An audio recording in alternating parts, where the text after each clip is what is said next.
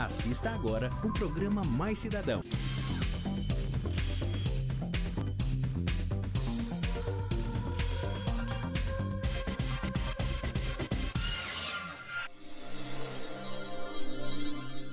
Muito boa tarde para você que está aí sentadinho no seu sofá, perto da churrasqueira, junto aos amigos, familiares, no seu ambiente de trabalho, assistindo o nosso programa Mais Cidadão. É sempre uma alegria e uma satisfação muito grande para mim e para a Silvia Coelho esse nosso encontro de todas as semanas. O nosso muito obrigado a você que nos motiva e ajuda com que a nossa audiência cresça cada vez mais. Hoje no programa Mais Cidadão vamos abordar um assunto que merece a atenção de todas as pessoas. Afinal, quase todo mundo já passou por uma situação de emergência na qual não fazia ideia de como proceder, não é mesmo? Incidentes acontecem e por isso é preciso termos noção de como agir em algumas situações que podem ter consequências graves caso os primeiros socorros não sejam prestados imediatamente. Para falar sobre esse assunto, eu estive no Centro de Ensino e Treinamento em Emergência de Campinas, que tem como objetivo treinar e capacitar profissionais da área da saúde ou não, interessados na prestação de assistência em situações de urgência e emergência. Lá eu conversei com profissionais da área que esclareceram dúvidas da população e ainda simularam alguns procedimentos básicos de emergência, que são fundamentais que a gente saiba na hora H. Pessoal, o segundo bloco fica por conta da nossa apresentadora e chefe, Silvia Coelho. Dessa vez, ela preparou um delicioso macarrão coberto com molho de queijo gorgonzola e iscas de filé mignon. Um prato único, fácil de fazer e para ninguém botar defeito. Não deixe de conferir, é no próximo bloco. Acompanhem agora a minha entrevista com os profissionais do Centro de Ensino e Treinamento de Emergência de Campinas e entendam um pouco mais sobre os primeiros socorros. Confiram! Bom, pessoal, vira e mexe, o pessoal manda e-mail para o programa Mais Cidadão. É telefonema, é pedido para que a gente fale sobre questões de saúde. E afinal, são dúvidas que as pessoas têm, sobretudo quando se trata de primeiros socorros. Eu confesso que eu sei como fazer algumas coisas, mas na maior parte das vezes eu me sinto incompetente. Eu acho que por isso que tanta gente nos pediu para trabalhar este assunto aqui no programa Mais Cidadão. Nós viemos aqui no Centro de Treinamento e Ensinamento em Emergências de Campinas para falar com o Dr. Maurício Serafim. Ele está aqui do nosso lado e vai tentar responder para nós e, sobretudo, para você, o que nós devemos fazer nessas situações de emergência. Tudo bem, doutor? Tudo bem, graças a Deus. Então, obrigado por falar com a gente, oferecer aqui a estrutura do seu centro para a gente conhecer melhor os problemas com os quais vocês tratam aqui e ajudam tanta gente a abordar essas questões. Me diga, em primeiro lugar, o que é o primeiro socorro? O primeiro socorro é como a palavra mesmo diz, é a primeira pessoa que chega no ambiente onde ocorreu um acidente ou que você teve uma ocorrência de saúde e vai prestar o auxílio e chamar o socorro especializado até que o socorro chegue. Tá certo. E vamos dizer assim, a pessoa tem acesso. Vamos começar com o acidente de moto, que acontece e vitima tanta gente hoje. Quem não sabe que a cada dia na nossa cidade morre uma pessoa, outros se acidentam e ficam com problemas graves, sequelas e tudo em função de acidentes, porque na realidade o cinto de segurança do motorista de moto, né, do ciclista, é ele mesmo, é o seu corpo, né? E muitas vezes esses acidentes levam a problemas muito graves. O que a gente deve fazer conforme a intensidade, se a pessoa está sangrando ou não, se quebrou uma perna, um braço, se existem fraturas expostas ou não, o que a gente deve fazer?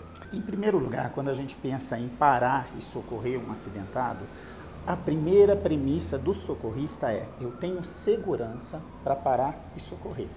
Ah, sim. Então, o senhor entende? Eu não tem que posso estar preparado criar, eu tenho segurança ambiental. Eu não estou numa via onde eu posso ser atropelado junto. Ah, você também. Tá certo? Por quê? Senão eu vou deixar de ter uma vítima, eu vou ter duas vítimas. Certo.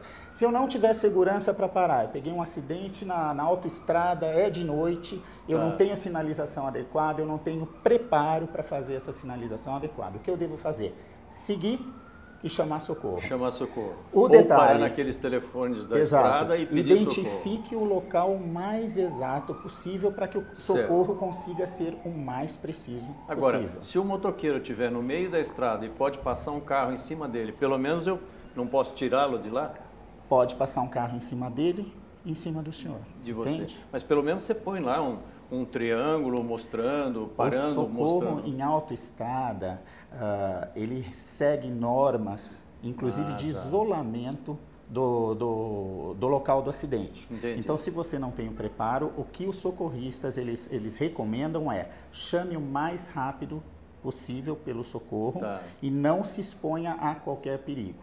Eventualmente, o senhor viu, está claro, a estrada é longa, é grande, o senhor está vendo que não tem ninguém, pode não parar, é você o pode preconizado. iluminar, botar o seu carro não um pouco é de lado. o preconizado. Tá. Houveram casos em que o socorrista ele parou o carro próximo à vítima, iluminou a vítima, desceu do carro, o carro dele protegendo a vítima. Um caminhão veio atrás, bateu no carro dele, o carro dele atropelou a vítima e quase atropelou ele também. Tá certo. Então, esse é o problema de se socorrer sem ter o conhecimento. E no caso da cidade, por exemplo, onde a rua é mais tranquila, onde você vê o acidente ali, o que você deve fazer? Se eu conseguir manter um ambiente seguro, primeira coisa, eu vou chamar ajuda, colocar as pessoas que estão próximas para ajudar a manter a segurança do local, se é um local onde dá para se fazer isso, uma rua de baixa velocidade, eu consigo isolar o trânsito. E a primeira abordagem, eu vou checar responsividade, ou seja, eu vou checar se aquela pessoa acidentada, ela está desmaiada ou não.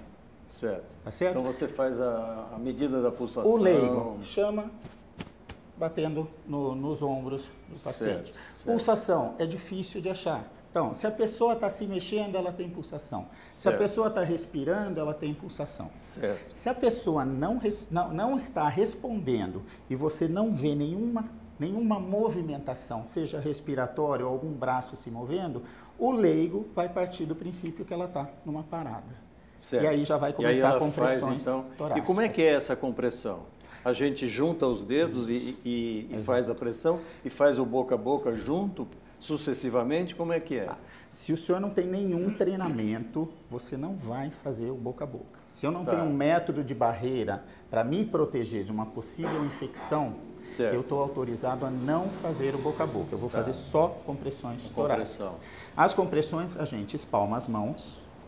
Que é assim? Isso, assim. Uma das técnicas é essa. Puxa o dedo para cima para os dedos não encostarem no tórax do paciente. Certo. Eu vou usar isso aqui que a gente chama o calcanhar da mão. E eu vou apoiar isso aqui bem no meio do peito.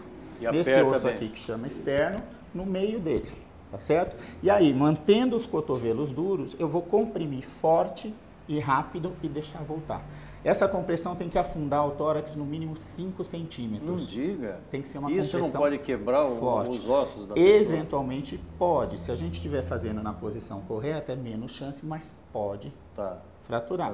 Tá certo? É um risco que se corre, mas é um risco que, se você pesar o risco de fraturar versus o benefício de manter vivo, vale a pena.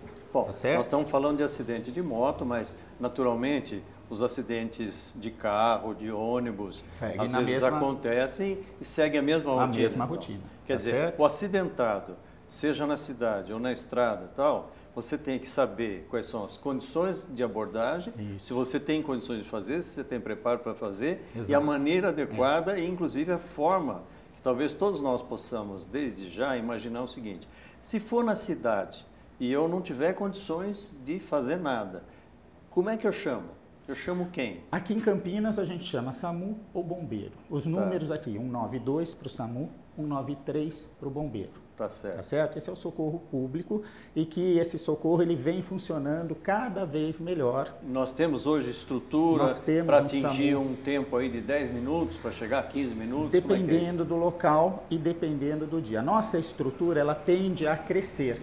Tá. Então, cada vez mais estão se investindo em contratar mais profissionais, comprarem mais ambulâncias. Então, num dia movimentado, talvez o SAMU demore para chegar.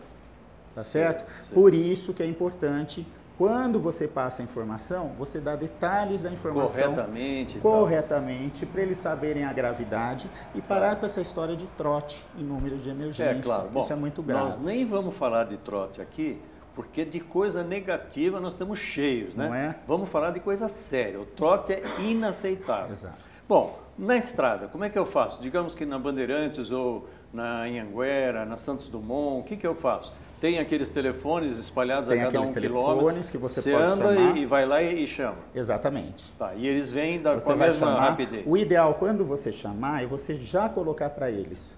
Se você conseguir de passagem sem parar o seu carro, para não causar outro acidente, quantificar o número de carros envolvidos, se você conseguir observar que tem muitas vítimas ou não, porque é diferente você falar, olha... Porque aí ele manda mais socorro ou menos socorro. Se foi um ônibus que bateu, ele já vai acionar o socorro de toda a redondeza. De toda a região, tá certo. Entendeu? Tá. Agora, se foi um carro, ele é capaz de resolver. O carro está capotado, aparentemente foi grave, tinha alguém na pista, e todas essas informações que você puder passar para o socorrista vão auxiliar na presteza e na eficiência do socorro. Então, acidente é isso. Claro que nós temos que tratar de muitas coisas, né? Vamos perguntar o que o povo acha em relação a esse assunto. Tem algumas perguntas que são dúvidas das pessoas. Vamos à primeira. Vamos lá.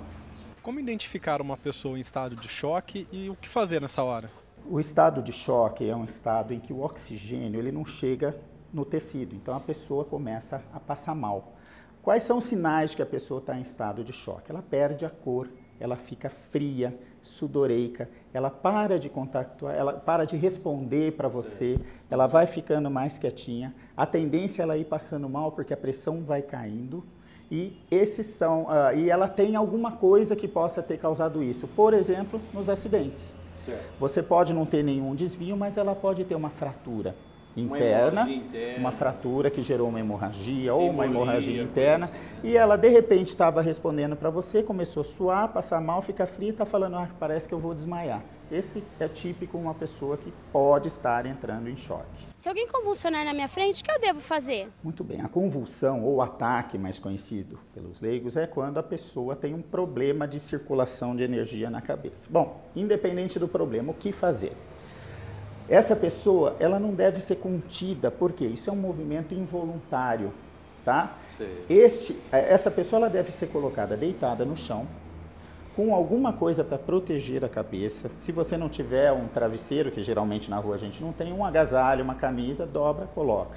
E você gentilmente vai manter a cabeça em cima daquele travesseiro, sem que haja uma contenção. Certo. Isso é no caso, por exemplo, de epilepsia? Isso, qualquer convulsão, seja febril, epilepsia, qualquer que seja. E você vai afastar qualquer coisa que esteja próximo a ela que possa machucá-la, no caso de um movimento, fazer ela bater a canela, por exemplo, numa quina. E no caso da língua, quando a pessoa acaba enrolando a língua e tem, vamos dizer, o risco de engolir a língua e acabar sendo sufocada. O que você faz? Você segura a língua? O que você deve fazer? Essa pergunta é muito pertinente porque é exatamente o que as pessoas pensam. Vai engolir a língua. Não dá para engolir a língua. Outra coisa, durante a convulsão, a pessoa também tem espasmos dessa musculatura que faz a gente mastigar. Certo. E esse espasmo é incontrolado, tá certo? Então, nunca coloque o dedo dentro da boca de uma pessoa que está convulsionando. Você pode até levá-lo a uma infecção Você pode perder o seu dedo. Ah, entendi. Tá certo? E aí o seu dedo vai ser mais um objeto para obstrução da respiração. Entendi. Quer dizer, você não deve intervir. Você não vai intervir. Só proteger a Primeira pessoa. coisa, chame ajuda. Certo. Não deixa para chamar ajuda depois que acabou a convulsão. Por quê? Você acelera o tempo, você diminui o tempo em que o profissional vai chegar para dar o socorro. Então, qualquer emergência que você tiver, primeira coisa, chamar ajuda. Perfeito. Tá certo? E aí você vai atender como? Vou afastar qualquer coisa que esteja no caminho, que possa machucar, vou proteger a cabeça, porque frequentemente ele fica batendo a cabeça no chão. Acabou a convulsão, se eu estou com secreção na boca, eu vou virar a pessoa de lado, se ela não teve queda. Se ela convulsionou e não caiu mais do que a altura própria. Perfeito. Agora, se eu cheguei e eu não sei o que aconteceu, existe o risco dela ter quebrado o pescoço, aí eu não devo virar ela, nem mesmo virar a cabeça. Sim. Tá certo? O que eu devo fazer se meu filho ingerir um produto de limpeza? Frequentemente isso acontece com as crianças, né? Os mais novinhos, eles têm mania de colocar tudo na boca. Quanto mais Certo. novinho, maior a chance de você ter isso. Tá? Ele não sabe o que é. Ele né? não sabe o que é, ele não sabe que o gosto é ruim. Geralmente, se o gosto é muito ruim, ele vai afastar. Mas, ingeriu, achou que era balinha, tomou seu vidro de sedativo, qualquer coisa. O que você deve fazer? Você deve chamar ajuda ou levá-lo a um pronto-socorro mais próximo. Lembrar do detalhe, pegue o produto que a criança ingeriu e leva junto. Sobretudo com a própria bula. Exatamente. Onde na bula está escrito o que deve ser feito. O que deve ser feito dentro do hospital, tá certo? Tá. Aí o hospital ou vai ler a informação que tem ou contata o centro de intoxicação, centro de controle de intoxicações da região, e ele vai definir o que deve ser feito. Não tente colocar o dedo na garganta, produzir vômito, não tente dar água, não tente fazer nada. Nem leite, nada. Não deve. Você deve levar, porque algumas substâncias isso pode ser benéfico, mas para outras não. Gostaria de saber, em caso de insolação, o que é recomendado? Bom, hoje a gente tem que pensar muito em insolação, né, que parece que... Nós estamos com esse clima totalmente Eu tô quase quente. sofrendo uma insolação aqui, né? O calor, vamos dizer o calor excessivo, não só a insolação, mas o calor excessivo, que hoje a gente passa mesmo estando em ambientes internos, né? Em caso de insolação, primeiro, o que você percebe na pessoa? A pessoa que está sofrendo insolação, ela vai ficar suando muito e ela começa a ter inicialmente cãibras, certo. Depois ela vai ter mal-estar, sensação de desmaio. O que você deve fazer se você pegar essa pessoa nisso, tá? Você deve afastá-la do ambiente quente, afastá-la da fonte de calor, certo? Tá certo? Tá. Abrir as roupas. Se você tiver um spray, borrifar água fria nele enquanto a ajuda chega. Eventualmente, esse paciente depois, nessa fase, ele ainda pode apresentar vômitos. Tá. Que também faz parte do quadro clínico. E ingerir líquido, fazer ela ingerir líquidos é bom. frescos, você pode ingerir ou água ou isotônicos, tá? Certo. Isso aí vai ajudar se ela estiver conseguindo ingerir. Se ela estiver vomitando, estiver já desmaiando, não tente, porque ela pode engasgar. Em relação a uma pessoa engasgando, ou porque comeu um osso de frango e perfurou aqui, ou porque comeu, estava deitado, alguma coisa aconteceu que ela engasgou, não entra no saiar e ela vai ficando roxa, o que a gente deve fazer? Bom, a primeira coisa que você deve fazer é chegar para a pessoa e perguntar, você está engasgada? Tá? Se ela estiver engasgada, não estiver conseguindo respirar, posso te ajudar? Tá certo? Óbvio que a pessoa vai querer ajuda.